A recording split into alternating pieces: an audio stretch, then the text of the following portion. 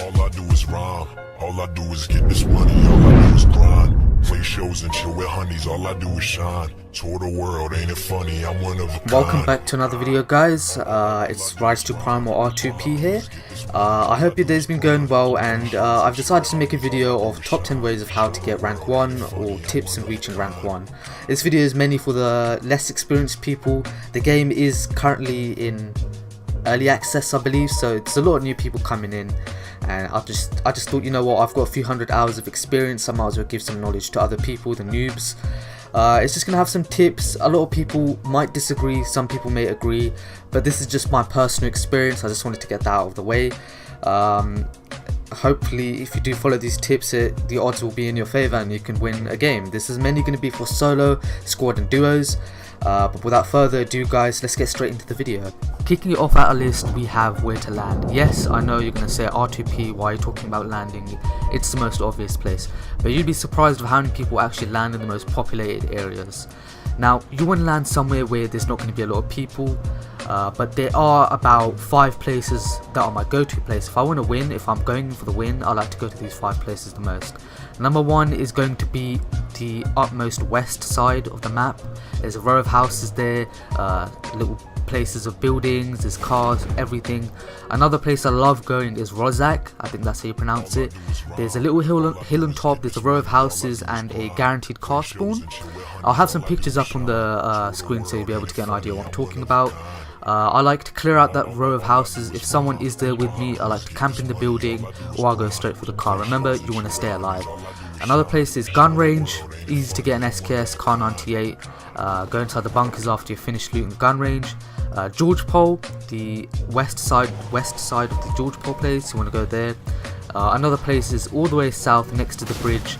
There's a little fishing place, you want to go there. Now, you want to get the car, don't get greedy with the loot. The moment you land, loot, get the essentials, which is meds and weapons and armor, and head straight out for the next place. Preferably somewhere close, somewhere you know that when you were landing you didn't see anyone land there. That's exactly where you want to go. Remember, stay alive, don't get into firefights, just loot and get the fuck out. It's as simple as that. Second on our list, we have the gun loadout. Now, this is mainly down to preference, but there is one weapon I always must have, and that's the assault rifle, whether it be an AK, Scar L or M16 M4. I prefer a Scar L over every other weapon. I just love that weapon. So my loadout usually consists of an assault rifle, which is essential, and a sniper rifle. You want to keep the sniper rifle for that extra long range, 1-shot headshot or 2. This is really helpful early game because you know you're not enclosed in a small area. Assault rifles are the utmost importance. They can act as a long, medium and short range weapon. Great for all situations. Just learn how to tap fire, burst and auto fire. Auto fire is the hardest, but you learn that as you progress through the game. Keep your loadout clean, don't have too many grenades when you're switching between your mouse wheel, don't have pistols and that type of stuff, because that can really lay in effect when you're in a firefight. You might panic, you might go onto your grenade, you might pop the pin and then you're going to have to throw it and you'll die.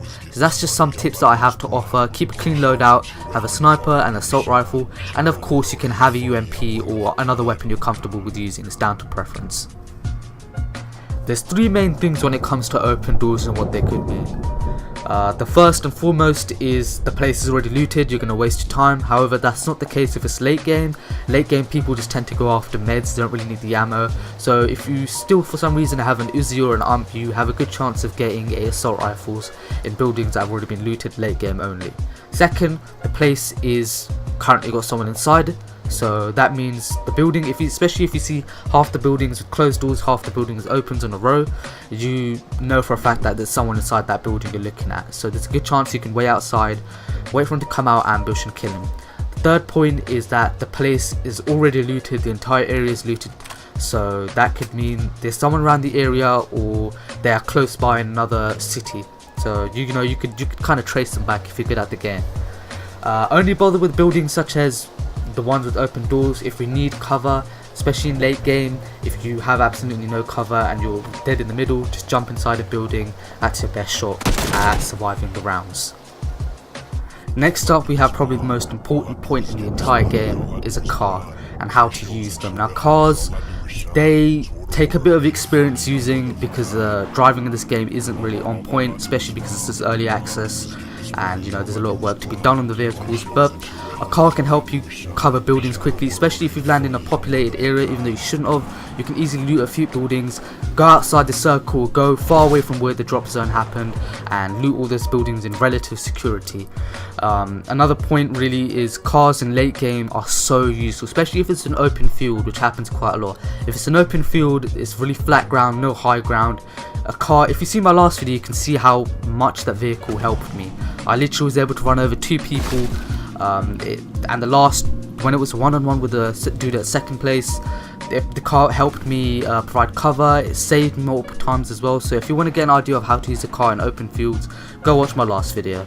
Now in more rural areas, if the circle closes, you don't want to be using the car. You want to ditch it far away, because one, you can't use it for defensively in the rural area. You have the buildings to do that. You can't use it offensively either, because everyone's going to be inside the buildings.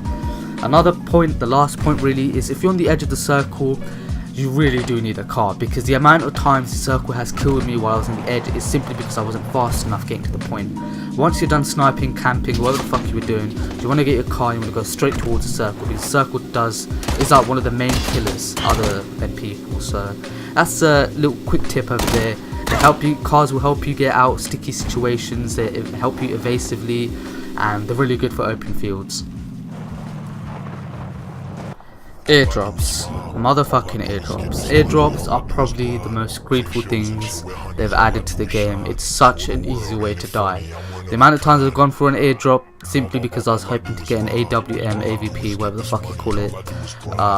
Most of the times I don't even get the fucking sniper, that's the problem. So never go after airdrops. That's my 5th point. Don't ever go after airdrops. It's not worth it, really. You can get weapons from airdrops on the floor, like an AK compared to a Tommy gun, or a Kar 98 compared to the MT4, MT49. You know, it's just not worth it. The weapons you get in the crate are pretty much similar to the weapons you can get normally from looting houses. Airdrops are just like, they're like a fucking beacon saying kill me. Don't ever go after airdrops, it's not worth it. If you do really want to go after an airdrop and you're pretty sure that no one's around the area, it doesn't kill to wait a few seconds, you know, wait for other people to get to the airdrop before you and kill them the moment they start looting. That's what I would suggest. Other than that, don't go after airdrop, they're not worth it, they don't really fucking give you any weapons. Just stick to the weapons you already have. Coming at number 6, we have cover or edge. Now, simple terms, I would say edge, but that's preference. There's pros and cons to both of them.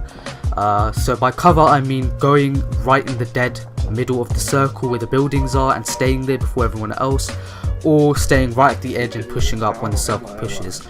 Again, I'd suggest edge because that's what's gotten me the wins most of the times, but there's pros and cons to both. The pros of staying inside a building is that it forces everyone else to come to you, so if the circle closes in and it's inside your building, you're going to be at a huge advantage. The disadvantage, however, is that people can sometimes come in from the lower floor or pretty much stay at the opposite door and just wait there for you. They'll pretty much wait for you to come down and they'll snipe you down or they will spray you down. So it's a death trap because you can get grenaded as well, and it's kind of like it gives people a guess of where the last person could be. They might put themselves in your shoes and say, where would I hide in this situation, and they'd give the building a shot. They'd probably be really suspicious of the building as well. The pros of being on the edge of the circle is that you can pretty much be sure that there's no one going to be behind you because the circle will kill them. The only problem really is that people in front of you and the sides and the limited amount of cover. So that's really it. It's really down to you. You're gonna have, it's trial and error really. You're gonna have to go for the cover at one point in a match and see if that works out for you, or you might go for the edge of the circle, see if that works for you. You're just gonna have to try over and over again until you find out which way suits you the best.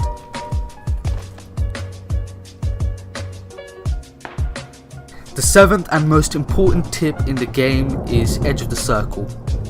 Now, when you are nearing the top 5, top 10 or top 20, sometimes the circle will be way ahead of you. It's not going to be in your favor, so it's a bit hard to explain, but that's why I have the gameplay.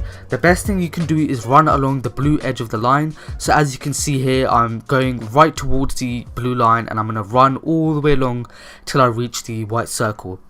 That way, the closer you get to the white edge of the circle, the slower the circle will get. That way, you can still have a 180-degree viewing of everything else, while also covering your back as well. So this is really useful if you have to travel a long distance and you want to be sure that there's no one behind you and you have an even chance of winning. Shoot and move, or also known as guerrilla tactics. Number 8 on our list is basically an obvious one. After you have fired a shot, especially in the top 10, you want to move as soon as you have fired. You don't want to stay in the same position and keep firing. That's basically begging people to come towards you and kill you, because once people hear gunshots from a certain area, they know in that general area that there is someone there, so they'll try avoiding it. That's if you're lucky, or they will try coming towards that gunfire and eliminating you, especially people that are after kills and not winning. The only bullet that counts is the last one, and that's when you kill someone for the rank 1 spot.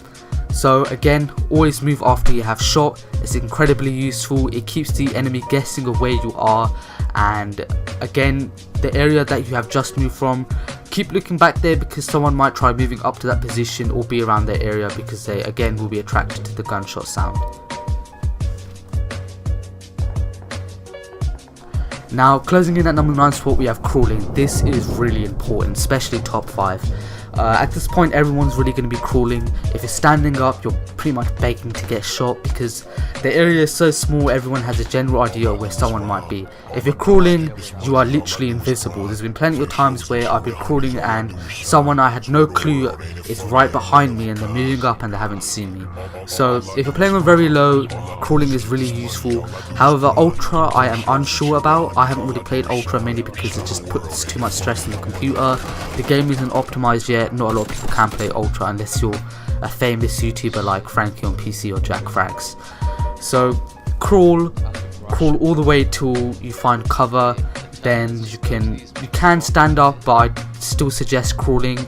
It's the best way to really stay alive. I can revive you. I'll try to, but I don't know. There's other people behind me. I'm not sure. Yeah, I see him. He's behind that yellow house, dude. Buildings and shacks. This is our last point. It's been a long list. It's been tiring. Thank you for staying for so long, but this is the last point. When you're in a enclosed area, I'd say top 5 or top 10, a building can be a death trap. You don't want to be inside a building. You're basically, especially if you shot from there, everyone knows inside that building. All they have to do is literally wait outside the doorsteps and wait for you to come outside. If you're inside a building, you're basically trapped in that place, especially a shack. The shack is the worst place. It's so easy for it to get naded. Again, it gives a rough idea of where you might be for someone that's looking for you. They can easily throw a grenade there and that's it, you're dead. Some of the shacks, the new update has introduced destroyable shacks, so you can last behind there for like 1 bullet before the entire thing goes and you're dead. Shacks, buildings, not worth it. Always stay outside on foot. They're the best areas to help you win. But yeah, that's it. I was using my new mic for my new videos. I hope the quality was much better from last time. And be sure to like and subscribe. I'll see you guys in my next video.